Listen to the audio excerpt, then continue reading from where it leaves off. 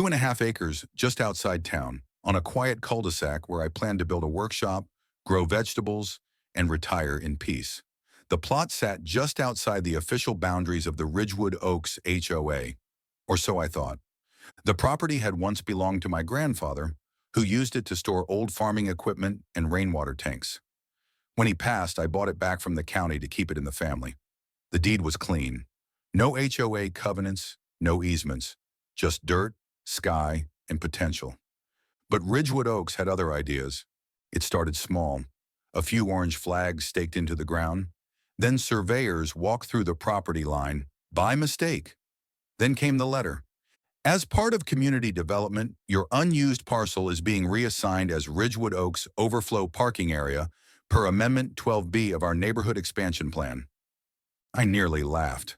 Amendment 12B? I wasn't in their HOA. I checked the legal records myself. They had quietly filed for a zoning change while I was out of town. Claimed my property was communal easement. Claimed I had abandoned it, despite paying taxes on time and maintaining the lot myself.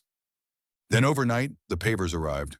Dump trucks, gravel, asphalt, bright yellow paint, and just like that, my quiet, grassy acreage was turned into a 45-space parking lot for golf carts and SUVs. No phone call, no notice, no negotiation. I confronted the HOA president, Marla Peterson, a Botox tyrant with a clipboard, in the Ridgewood clubhouse. "You had no right to touch that land," I said, slapping a copy of my deed on the counter. She smiled thinly. "You'll have to take it up with zoning. We had full approval. Consider it a contribution to community infrastructure." That's when I decided to stop playing nice. What Marla didn't know was that the lot sat directly downhill from the natural spring system my grandfather had used for decades. And while they paved over most of it, they missed one key detail. The old underground irrigation culvert was still intact. I spent 2 nights digging, quietly, strategically. I diverted the water from the buried cisterns toward the shallow runoff trench that lined the new parking lot.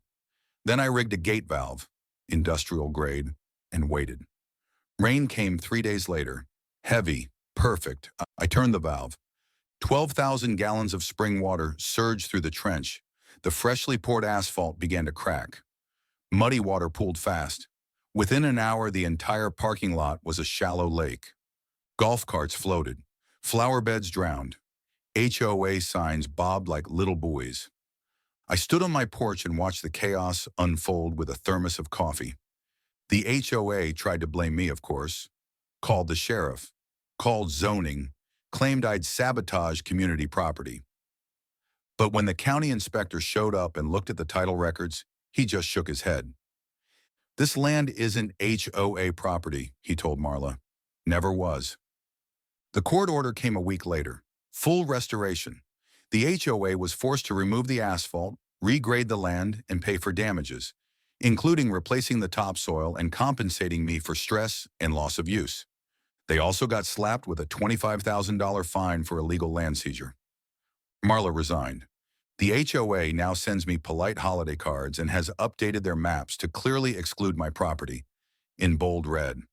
The spring still flows, now through a controlled channel into my new garden beds. Sometimes I see neighbors walk by, looking at the lot that used to be their overflow parking, now blooming with tomatoes and lavender. I give them a wave. They don't wave back, and that's fine, because my land is mine again, and no one parks here anymore.